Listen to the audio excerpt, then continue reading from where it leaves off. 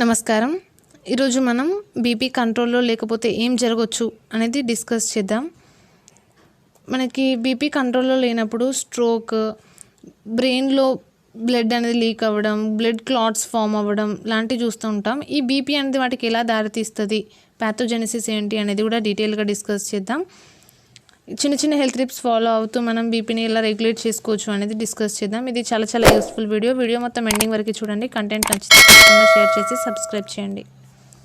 Blood pressure అంటే ఏంటి అంటే మనకి నార్మల్గా బ్లడ్ వెజల్స్లో ఫ్లో అవుతుంది కదా, ఆ బ్లడ్ వెజల్స్ పైన, ఆ బ్లడ్ వెజల్ వాల్ పైన ఎంత ప్రెషర్ని చూపిస్తుంది బ్లడ్ అనేది బ్లడ్ ప్రెషర్ అనమాట.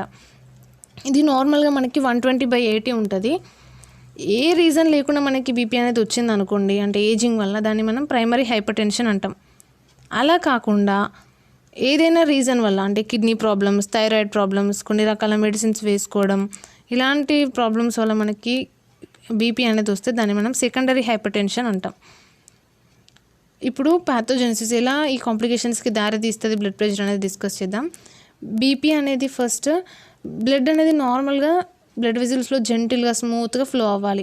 అలా కాకుండా ఏదైనా రీజన్ వల్ల, ఏజింగ్ వల్ల కానీ, జెనెటిక్స్ వల్ల కానీ, కిడ్నీ డిసీజ్ వల్ల కానీ, కొలెస్ట్రాల్ ఎక్కువైపోవడం వల్ల కానీ, డయాబెటీస్ వల్ల కానీ, ఏదైనా రీజన్ వల్ల మనకి బ్లడ్ ప్రెషర్ అనేది పెరిగిందనుకోండి, అక్కడ ఆ స్పెసిఫిక్ ఆర్గాన్స్కి మనకి బ్లడ్ అనేది కరెక్ట్గా రీచ్ అవ్వదు, పర్ఫ్యూజన్ అనేది తగ్గిపోతుంది. మనకి బాడీలో ఏది జరిగినా కూడా, అంటే మనకి దానికి ఆల్టర్నేట్గా ఇంకొక మెకానిజం అనేది ఉంటుంది అనమాట. ఇప్పుడు మనకి బాడీలో బ్లడ్ ప్రెషర్ అనేది పెరుగుతుంది కాబట్టి అది తగ్గించడానికి, కంట్రోల్ చేయడానికి కొన్ని మెకానిజమ్స్ ఉంటాయి, అవి యాక్టివేట్ అవుతాయి.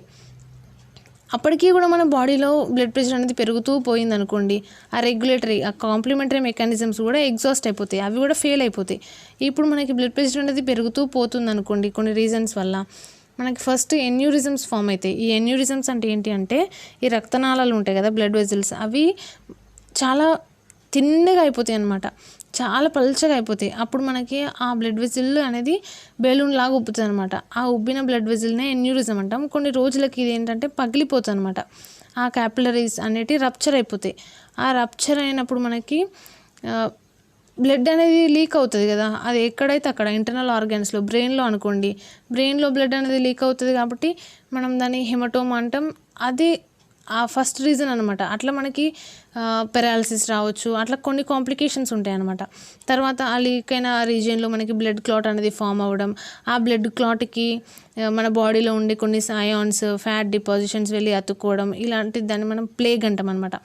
ఇలా రక్తనాళాల్లో పేరుకుపోయిన కొవ్వు వెళ్ళి దానికి అతుక్కోవడం, ఇలాంటివి చూస్తూ ఉంటాం. దీన్ని మనం అథెరోస్క్లెరోసిస్ అంటాం. ఫస్ట్ది ఏంటి అంటే మనకి బ్లడ్ క్యాపిలరీ రప్చర్ అయ్యి బ్లడ్ అనేది లీక్ అవ్వడం. సెకండ్ ఏంటి అంటే ఈ థ్రాంబస్, అంటే బ్లడ్ క్లాట్ అనేది ఫామ్ అవ్వడం, అథెరోస్క్లెరోసిస్ అనేది ఫామ్ అవ్వడం. థర్డ్ ఏంటి అంటే ఈ ఫామ్ అయిన డిపాజిషన్స్ ఉంటాయి కదా, ఇవి వెళ్ళి దేనిలో అయినా తట్టుకుంటే ఆ స్పెసిఫిక్ ఆర్గాన్స్కి కరెక్ట్గా ఆక్సిజన్ బ్లడ్ అనేది రీచ్ అవ్వక అక్కడ ఇస్కీమియా అంటాం అనమాట దాన్ని, అది వచ్చే ఛాన్స్ ఉంటుంది, ఆ ఆక్సిజన్ కరెక్ట్గా రీచ్ అవ్వక. ఈ మూడు అనేటి మెయిన్ రీజన్స్ ఎలాంటి కాంప్లికేషన్స్ అయినా రావడానికి బ్లడ్ ప్రెషర్ వల్ల.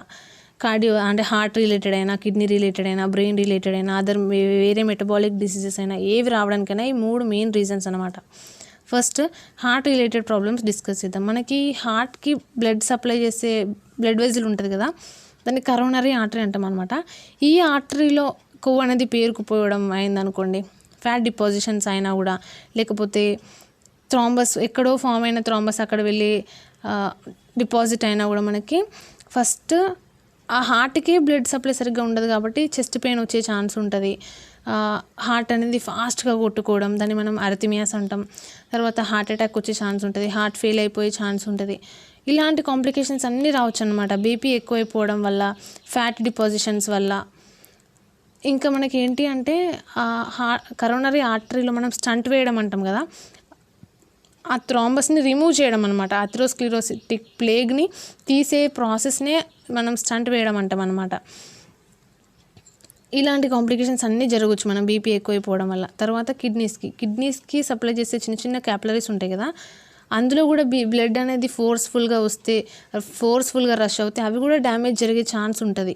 ఇంకా కిడ్నీస్ ఫిల్టర్ చేసే బ్లడ్ క్యాపిలరీస్ ఉంటాయి కదా, చిన్న చిన్న క్యాపిలరీస్, అవి కూడా డ్యామేజ్ అయ్యే ఛాన్స్ ఉంటుంది. సన్నమైపోయి వీక్ అయిపోయి వాటి ఎలాస్టిసిటీని లూజ్ అయ్యి అవి కరెక్ట్గా ఫిల్టర్ చేయలేవు అనమాట. ఫిల్టర్ చేయనప్పుడు మన బాడీలోనే ఫ్లూయిడ్ అనేది రిటెన్షన్ అవుతుంది.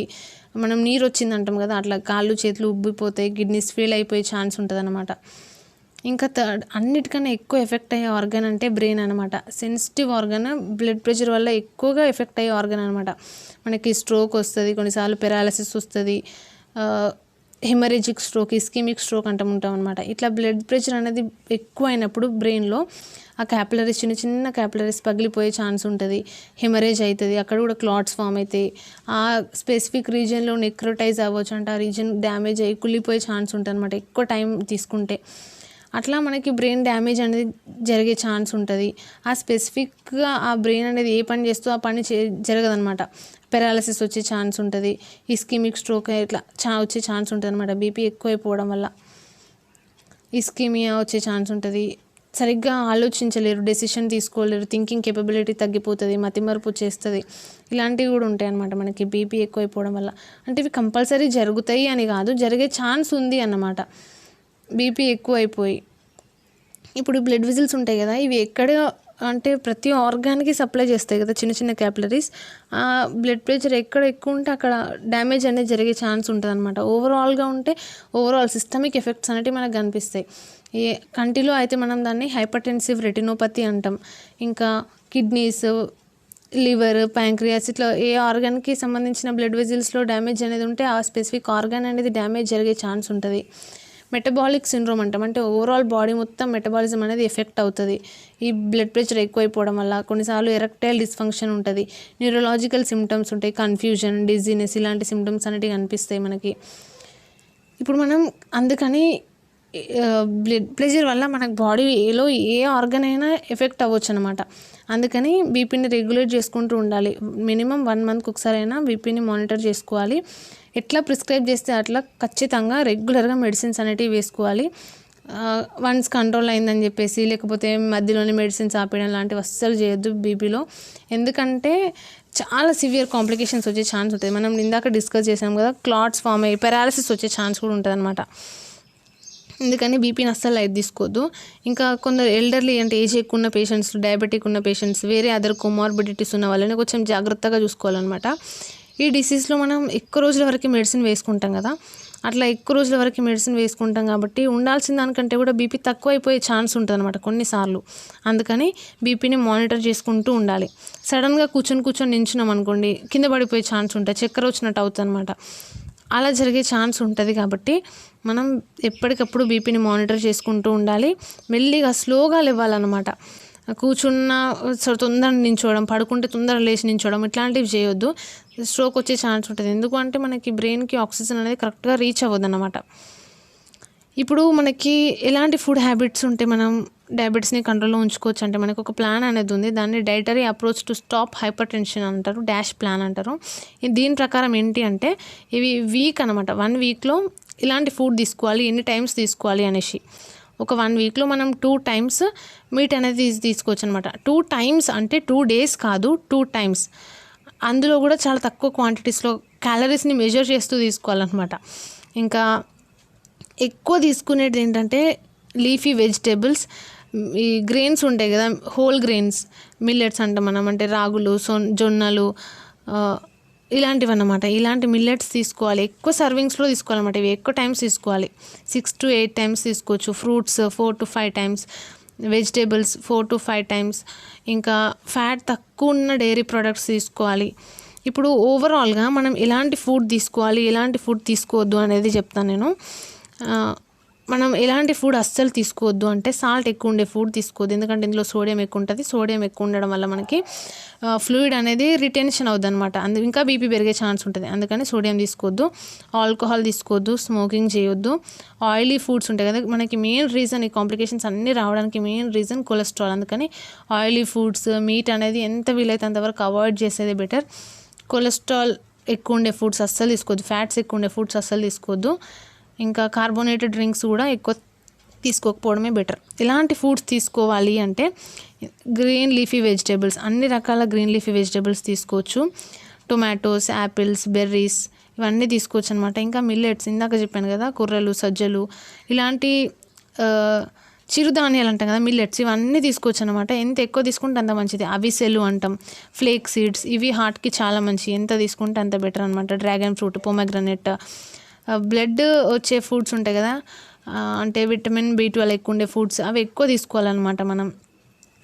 ఇంకా క్యారెట్స్, బీట్రూట్ ఇవి కూడా చాలా ఎక్కువ తీసుకోవడం బెటర్ మనం. ఇంకా ఓట్స్, ఫిష్, కార్బోహైడ్రేట్స్ తక్కువ ఉండి ప్రోటీన్ ఎక్కువ ఉండే ఫుడ్స్ అన్నీ తీసుకోవచ్చు. ఇంకా ఫ్యాట్ ఎక్కువ ఉండే ఫుడ్ అస్సలు తీసుకోవద్దు అనమాట. ఎందుకంటే మన కొలెస్ట్రాల్ మెయిన్ కల్ప్రిట్ కదా, ఈ కాంప్లికేషన్స్ అయినా వచ్చే ఛాన్స్ ఎక్కువ ఉంటుంది. అందుకని ఫ్యాట్ ఎక్కువ ఉండే ఫుడ్ అస్సలు తీసుకోవద్దు. ఇలాంటి ఫుడ్ ప్రాపర్గా డైట్ మెయింటైన్ చేస్తూ రెగ్యులర్గా, అంటే చాలా తక్కువ ఫుడ్ తీసుకోవాలి, ఎక్కువ నెంబర్ ఆఫ్ టైమ్స్ తీసుకోవాలన్నమాట. అంటే డైలీ 4 to 5 times తీసుకోవాలి. చాలా తక్కువ తీసుకోవాలన్నమాట. అట్లా తీసుకోవడం వల్ల మనకి చాలా బెనిఫిట్ అనేది. ఎక్కువగా వాటర్ తీసుకోవాలి. ఇలాంటి ఫుడ్ హ్యాబిట్స్ని అన్నిటిని ఫాలో అవుతూ మనం ఎక్సర్సైజ్ అనేది చేయాలి. ఎక్సర్సైజ్ అనేది చాలా ఇంపార్టెంట్. ఏ విధంగా అయినా చేయొచ్చు, జాగింగ్, వాకింగ్, స్విమ్మింగ్, ఇలాంటి ఎక్సర్సైజ్ అయినా ఏది కంఫర్టబుల్గా ఉంటే అది, కానీ ఎక్సర్సైజ్ మాత్రం కంపల్సరీ. కొంచెం ఏజ్ ఎక్కువ ఉన్న వాళ్ళు, ఎల్డర్లీ వాళ్ళైతే వాకింగ్ అనేది చాలా బెస్ట్. 30 minutes to 45 minutes వరకు వాకింగ్ చేయొచ్చు. ఇంకా నడవలేని వాళ్ళైతే కూర్చొని కూడా కొన్ని సిట్టింగ్ ఎక్సర్సైజెస్, సిట్టింగ్ పోజెస్ చేయొచ్చు, బ్రీతింగ్ ఎక్సర్సైజెస్ చేయొచ్చు. ఇంకా స్ట్రెస్ మేనేజ్మెంట్ అనేది చాలా ఇంపార్టెంట్. యోగా, మెడిటేషన్ అనేవి చేస్తే కూడా చాలా బెనిఫిట్ అనేది ఉంటుంది మనకి హైపర్ టెన్షన్లో. That's all. Thanks for watching. మీకు ఈ వీడియో ఇన్ఫర్మేటివ్గా అనిపిస్తే తప్పకుండా లైక్ చేసి షేర్ చేయండి. ఇలాంటి వీడియోస్ మన ఛానల్లో చూడాలనుకుంటున్నారు అనేది కామెంట్ చేయండి. Thanks for watching.